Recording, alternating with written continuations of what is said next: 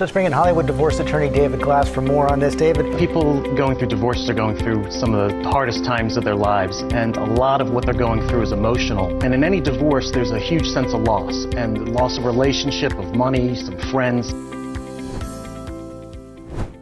Today, on the Hourglass podcast, we have a very special guest, Roslyn Kind, a dynamic, multi-talented entertainer who's performed on stage, screen, television. She's also an impressive recording artist who has been critically acclaimed by both critics and audiences the world over. Not only has she appeared on Broadway, she's also appeared in major concert halls, including the Lincoln Center, Greek Theatre, London's Café Royale, and other major venues. She also has appeared on many popular television shows like Saturday Night Live and The Tonight Show. Recently, she performed on a US, Canadian, European, and even Israel tour with her sister, Barbra Streisand. In a moment, Roslyn is going to talk to us about her illustrious career and her new project, The Look of Love, The Island video, and why she believes a person can find love at any age. She's got some great advice for our viewers. First of all, I just want to express what a multi-talented performer you are, Roslyn. Stage and screen and film, singing, and now we're eventually going to talk about your video production and directing as well. But the first question is, what can't you do in the entertainment field? In the entertainment field? I don't know. I'm good at comedy. I dance. What is there? I mean, I haven't totally directed yet. I put in my chops as a producer, right? And I have visions, but I've never totally directed, other than my wedding. I directed my total wedding back in 1984. Right. All right. Well, let's jump into it. I have a lot of questions for you, and I hope you'll stay with us to answer them all. First, I'm intrigued by your video project, The Look of Love, The Island. Now, it's a 6-minute video that celebrates love in all forms. What made you want to make this video in the first place? Because the choice of songs that I chose, that are two of my favorites, that they were already recorded before COVID hit, and I was waiting to do the video. Mm-hmm. Because it's the first time I put myself in it. Right. Well, my others are stock footage that we told the story with, and this is the first. Everybody said to me, "You have to put yourself in your video." Yeah. So, in my last video, I just stuck 2 headshots in where they could insert it, but everybody said, "No, right. You got to be in your video." So, I took the jump and I did a live production with cast and crew and everything, locations, and these songs call for a story. I love story songs. So I like to tell a story, a beginning, a middle, and an end. Mm-hmm. And The Look of Love, I mean, I want people to know that, I mean, I'm over 50, obviously, and not that I'm looking for it, but I know I have friends that have and found, and, you know, I just, to me, it just came into my head that we should do a thing about people not closing their hearts off after they've either lost a partner or divorced a partner or whatever, or late in life first finding it, that you can really open yourself up. And, you know, and I think if you come from your heart and your truth and the joy that's within, that you can find that if you're wanting it, if you're looking for it. Absolutely. And I took it back as a storyline going back to 40 years earlier. And we cast 2 young people to play us, when we were 40 years younger and when we first met, to tell a story of our coming together later. Uh-huh. Well, that's great. I mean, I truly believe that people in their later years, 40s, 50s, 60s, have so much more experience with life. They maybe are less sure of the ideas they might have had when they were 20 or 30. But all the people I know have found lasting love after 40, usually after a divorce, but it works out really well for them. Well, I was divorced, I love planning my marriage. I had the best time. I don't know why brides leave it to their family to do it. I had a ball Uh-huh. with every detail. Um, but no, it is there, and it's just a matter of opening yourself and not being afraid, Sure. you know. Now, And I wanted to encourage that in people my age and younger and older or whatever, um, not to close themselves off in their later years and be alone. sure. It Yeah. just doesn't make sense. Now, you mentioned you had to cast people to play you Yeah. from the 1980s up through the present. What Yeah. was that like trying to find someone who could play you? Well, I really left that the beginning of the search, I left to my director and my co-producer because um, they put it out there, and then they knew some people or whatever, and they brought me the people that they thought I should see. Hmm. And right away, I mean, uh, Julia was just so perfect. I can't believe how much everybody says she looks like me. They thought that she was me when I was younger. Right. And I mean, we're built differently, but there's something about in the face, and we did make her eyes green because they're blue. Right. But she's lovely, and I wanted somebody who could dance because the sensuality needs somebody who Mhm. knows how to move. Right. And I love the little bit of dance we have in there in the romance, because I'm a romantic. And to me, dance and movement is so important, the grace of it all, the grace of choreographing, a love scene, to have meaning, meant a lot to me. And Jules fit the bill. She was perfect. It was like a no-brainer. And she Right. wasn't even acting. She's a dancer Hmm. and a choreographer. So this Yeah. was like a first like acting thing for her. Same thing with hunter. He was the Hmm. last guy we saw, Yeah. and he's studying to be a dermatologist. But he was they're so sweet. And you know what's the most important thing when I get a cast is they have to come from here. They have to come Mhm. from your heart. I only want to work with people who are filled with light and heart, because it's the world out there is just too crazy. Mhm. And I need to surround myself in my work and in my personal life with enlightened people. Sure. Now, I've seen you say elsewhere that your video delivers a subliminal message that love is love in all forms. Can you tell me more about that? I was intrigued by that statement. You didn't get it when you saw the video? Did you see the video? Yeah, I got it. I just want to hear from Oh, you to okay. All explain it to right. other people. No, I said because when I said what I wanted, what my vision was to my director, Monique, um, I said I also want to make a statement about love is love is love.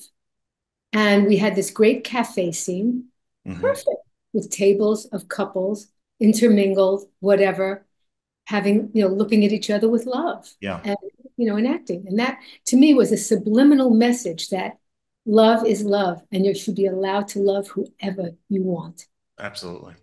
It's been a couple of years since California legalized gay divorce. Wow. But I always said that gay people should have the same opportunity as heterosexuals to meet someone, make a bad mistake, and get divorced. But the flip side of that Right. is the same rights to be able to be married and love whoever you want.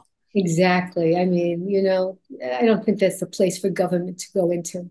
No, it's taken a They're really they're long too much in time. our bedrooms and in our lives already. It's like the story of Big Brother Right, in right. 1984. It's like, no, no, we angels of light have to come in, David. It is Yeah, David, right? David. yeah, yeah. And we have to come in and we have to get rid of this heavy darkness that we are being layered with this negativity. We could have heaven here on earth if all people came together without fear, accepting what's different in Right. people and things and being open to learning, because everybody's culture contributes to yours, Hmm. and I mean, I was born and raised in Brooklyn, New York, so it was a melting pot for me. So it was like Right, second nature. I guess some people in some communities, that's not who they were, but they right. need to open up. They have to stop with the narrow-minded thinking and really give others a chance. Because it's like, I don't care what you look like, what your religion is, I just want to know when I talk to you, I'm sensing your heart, Right. your truth. I want a grounded, loving human being to be friends with or to get to know. And if we could build a community from that, and not with the power and the power play and the greed and and you have to have and you have what, stop thinking, just live life as a community, contribute to each other's children, let the community grow, let everybody learn to love each other. This world could be great. I mean, they're trying to destroy the earth, they're trying to everything that's good that God gave us to watch over. Those out there that are trying to destroy it. Yeah. And we can't let them do it. We just can't. Excellent point. Yeah, I talked to my parents. My parents grew up in Brighton Beach, Brooklyn. I remember Brighton Beach. Did you go to Unishimmels Knishes? Yeah, Mrs. Stalls actually. And on the boardwalk, and we used to have the cold buttermilk. I used to love the cherry cheese. Yeah, that's my dad's favorite one too, the cherry cheese. But he said, ask her. They went to Abraham Lincoln High School, so I promised I would ask you which high school you went to. Well, we were in Brooklyn for one more year for high school because we moved to Manhattan, but I went to Erasmus. I went to Stivie Nicks in ninth grade. Then we moved to Manhattan, and I went to private school for a year because my mother wasn't sure what the schools were like in Manhattan, even though she was a school secretary. She worked in the school system. Yeah. But then I wasn't in tune with that kind of progressive teaching.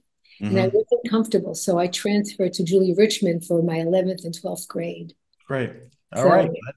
That answers the Brooklyn question. Right. Now, for people who are older in years and they're going through the breakup process, do you have any tips for them on how to make the divorce process, if not easy, a little bit easier? Well, you know what? I don't know what stage that they're in because you go through a lot of emotions. I've been there. And my marriage didn't last even a year. And a gorgeous wedding. If my marriage would have been like my wedding, I'd be okay. Yeah, right. But with our ups and downs, we used to laugh a lot. And, it just wasn't. We probably should have just stayed friends and never married. Yeah. I wanted to be married. I was looking to have somebody and have kids, and and he wanted children. But I was 7 and I was, what do you call it? When I'm older. Right. Yeah. I was 7.5 years older than my husband. And you'd never know it to look at us. You'd never have known it. But we did laugh a lot. And so even sometimes a pillow fight when we were really mad at each other, But there came a point where you just realized it wasn't working. And we went through the times when we weren't speaking and we were mad at each other. And we came to grips with the fact that that's not how you go through this. And then we had attorneys, and sometimes your attorneys make it worse. Yeah. Like if we talked to each other, it would have been easier.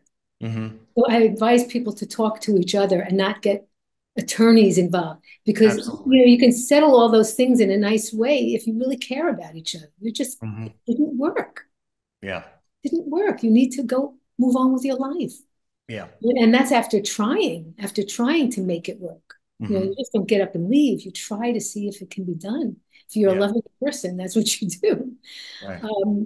And so we ended up, even the day that I went to court to get my decree, he called me up and he said, "Do you want me to go with you?" And I said, "That's okay. My attorney's coming with me. That's all right." When I came home, I said, "Well, congratulations. You're a free man." He says, "Maybe we should do it again." I said, "No, I've been there and done that." Right. I once settled a case in the other lawyers' conference room. We met. The parties quickly came to a resolution. And then the two of them said, "You guys write it up. We're going out to Chinese food together." And it was a wonderful surprise that they were still going out to dinner after. Way. And I'm a child of a broken marriage. My father left my mother when I was 4. I saw my father would pick me up on weekends and take me out on Saturday, or show up at temple when I was in services, or pick me up at school to take me out for a deli sandwich or whatever. But my parents could not meet in the street, and I swore I did not want that in my life. That's not how you do it. I couldn't hear. I was like, sometimes even as a child, the adult in the situation, and it's embarrassing. It's like I never wanted a life like that. If I couldn't have the marriage with the picket fence and, and the family, then I needed to have a loving divorce. Yeah. And have my friends and my extended family, as along with my family, to make my life and go past this point. And unfortunately, I lost my husband. He unfortunately OD'd when he was 48. He was not very happy. Right. It's like and we went out to for a meal or something, and he took me to see what he was doing with his new house, and he told the guys that I was his wife. We were no longer married, but there was the love that was always going to be there. The respect for each other and the love was still there. Yeah. And that's what you need to try and keep. Sure. And then how many years did it take for you to find love again? I'll tell you the truth. I didn't date for 10 years. Wow. I didn't date for 10 years. And then those I dated, as a matter of fact, my husband said to me, from now on, he said to me, you know what? I wasn't good enough for you. This guy's not good enough for you. That guy. From now on, whenever you go out with somebody, I want you to bring them to me. I want to see who they are. That's funny. With back to the video, how long did the whole project take with you producing from beginning to end? Well, Mo and I first, Monique, we call her Mo, Father Mo in Pagliazzo. We first had dinner, God, was it over a year ago? It was probably 2022 in December when a mutual friend was visiting. We all had dinner and it was brought, Rosie wants to do a video. And she was working on the first music video that she's ever done, which turned out to be Malakana, who's my co-producer on this feature. Look how I'm calling it a feature already. It's so funny. And then she was busy working with him. And we first got together in, I think it was March 9th of last year. Right. And we started meeting and talking about ideas and the song. And I have to listen to the song and see what it brings up. And then I had my ideas because she would say to me, Rosie, where do you want the story to go? What do you see? Where do you want it to go? And I always saw the cafe. I saw it a little differently because I wanted the drone to come in from the back on my hat and come around this way. But the location that we found, we couldn't do that. So, so you have to win a little, lose a little, get everything you want. But I saw that and I saw her overlooking and seeing the young people. For some reason, the storyline made sense to me that it should be looking back at your past. And so we discussed it. We had several meetings discussing it over lunch, over coffee, a little nosh, bagels, lox. And then she brought Malik to me, Malik Hanna, to meet with me because she thought we would really hit it off. And we did. And what I love about both of them, they're so up and positive and loving. We had such a loving set, David. Yeah, yeah. Oh my God. Such a loving set. And he signed on to to help out because Mo, having done his video, she said, I can't do this without him. And I said, okay. Right. So we'll produce together. Right. So, because I'm not one that I know an island, a person is not an island. You need a team. You need those to support. I didn't make it on my own. There were people involved, And so we had several meetings together. And then we brought in our DP. So they worked with Justin before. Malik had worked with him on a few things, and Mo worked with him on Malik's video. And we discussed angles and things and locations and where we could go, whatever. It was always nice getting together just to eat, but it was like, you have to do something. You can't just meet without having a little sustenance here. But, and then another friend of mine came in with his advice, Sargon Yosef, who I adore, a dear friend of mine for many years, who's also a producer. And we discussed ideas and bouncing it around. And they came to me with kind of the picture that they see. We had ideas. Maybe he should give her this. And I said, it's too much. Simpler the better. Simpler the better. And we put it together, and we didn't really get, and then we got the cast, and we got the cast before we even had the locations done. We got the cast.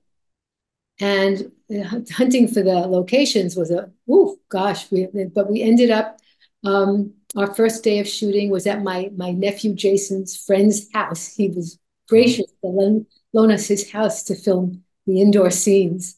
And the next day was at the cafe outside, and that was in Pasadena. We found this gorgeous place, which is, I think other people shoot there. It's not really open anymore, but it looked like it was a beautiful bed and breakfast restaurant. Oh, gorgeous, fit the bill. And then we still had to find, I know I wanted to go to the beach, so Mo and I went to the beach to check out Matador and was it not Zuma, Broad Beach, and Broad Beach to see where we could. And we were freezing.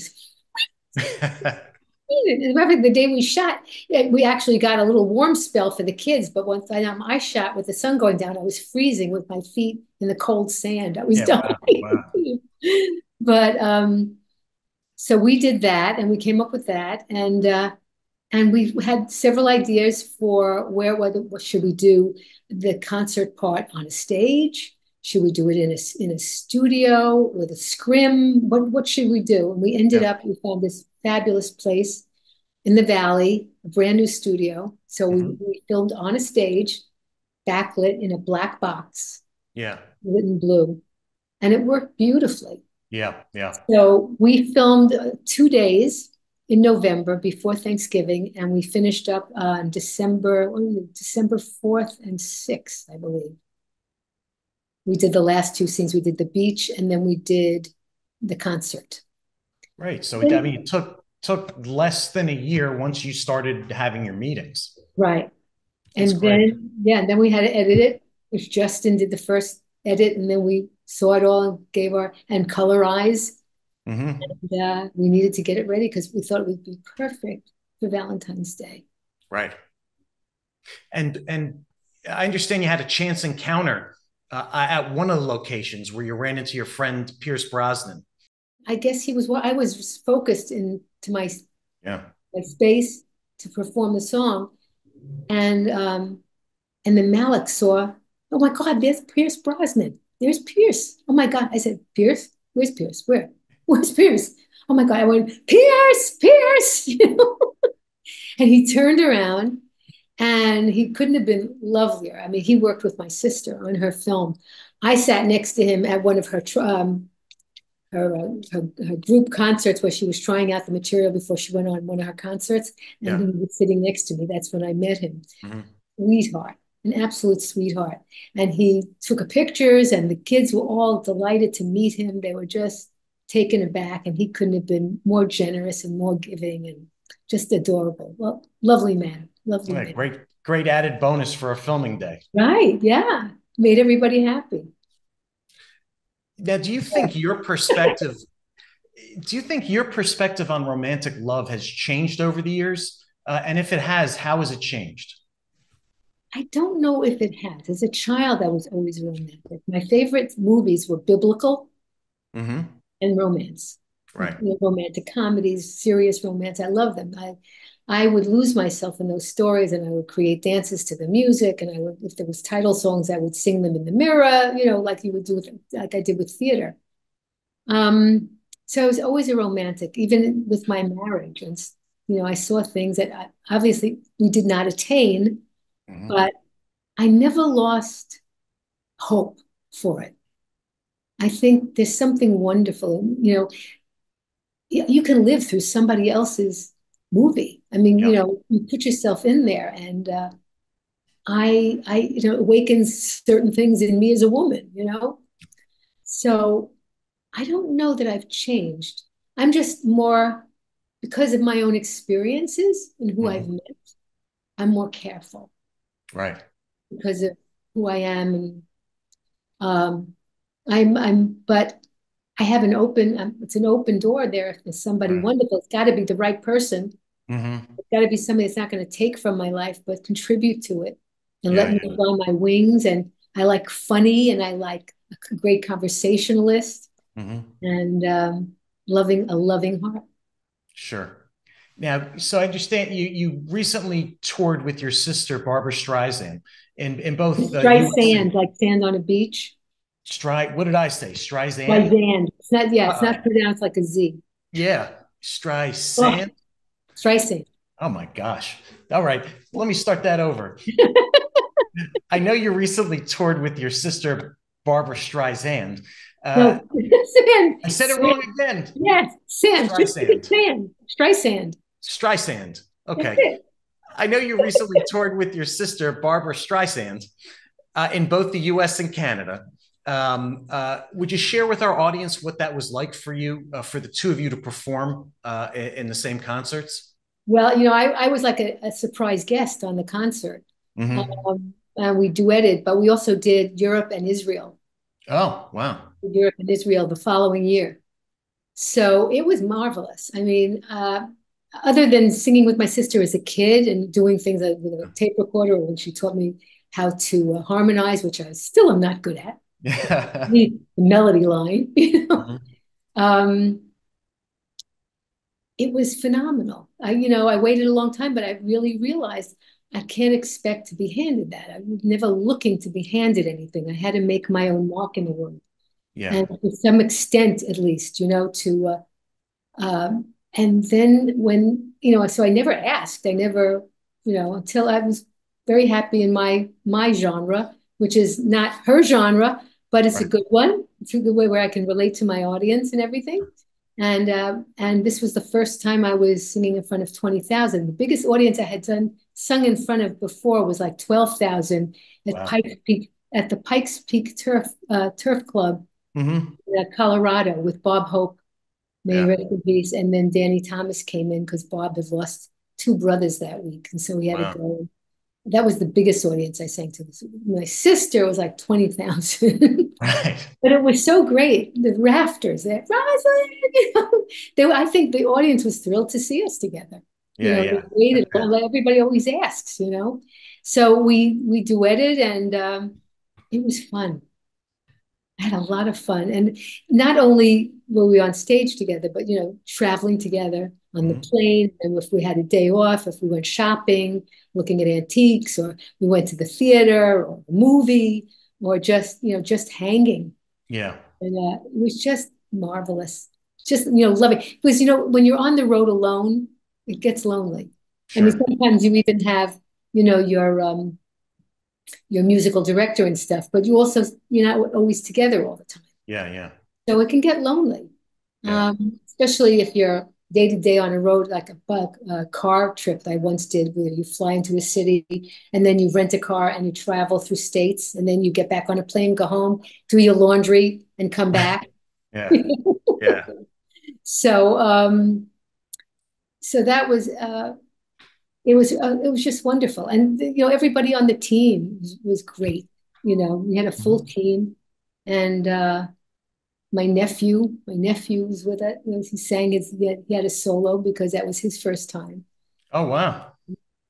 and he did a duet with his mom, and then Hmm. I came out at the end like a surprise. Right. Yeah. That sounds So wonderful. it was great. I'm a family person. I love my family, and I love my extended family. And Hmm. earlier, before I came on with you, Yeah. my niece from New Jersey, I was on the phone with her. I found it very hard to get off the phone. I said, I Yeah. gotta go. I gotta get ready for my broadcast. Sure. I was 10 years old when she was born. Oh, wow. So yeah, she has grown children. Matter of fact, my great niece is getting married June 23rd in New Jersey. So I'm going in for that. My brother is turning 90 on May Hmm. 13th. So I'm going to Florida for that. Right. And I mean, I can't get enough hugs and give enough love. Right. And so you'll be on the Holy Trinity for the East Coast Jews, New Yeah. York, Florida, and eventually California. Can you tell us about your membership in Sea Angels? What does that It's organization actually, do? no, it's She Angels. It's women. It's women for women. Oh, okay. They raise money It's a 501 that raises money to give to other 501s that do something to raise the abilities or the education or the opportunities of women and girls. Every month, a different 501 gets a $5,000 check. Wow. And in the meantime, we are networking together. It's loving women, loving what they're doing. They have a movie out there called Give Her the Money. It's about making women important, giving them their credit and doing it in a loving way. And it's fun. It's fun. Monique invited me to come to a meeting. She was in the group first, and I love it. I think we have a meeting coming up April 20th, which is a big party. So if anybody's out there, the She Angels is a wonderful, especially women supporting women.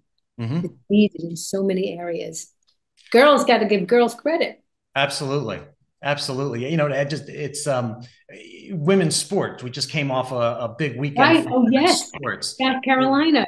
Yeah, where women's basketball, college basketball, to put it politely, was always an afterthought, and it became the star program this weekend, more watched than the men's. That's what I played in high school. In high school, I played basketball. Oh, yeah.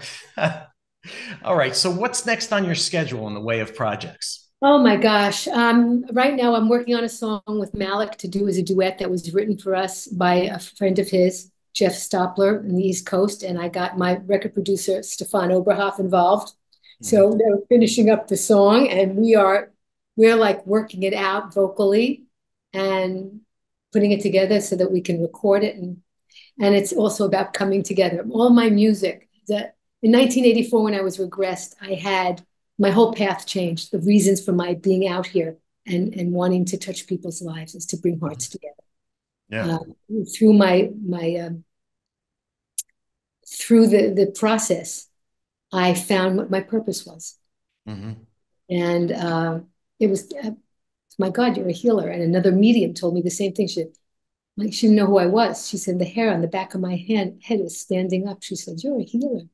And you heal with your voice. She said to me, you've healed so many, but you have so many more to heal. And what is it healing? It's healing this. Right.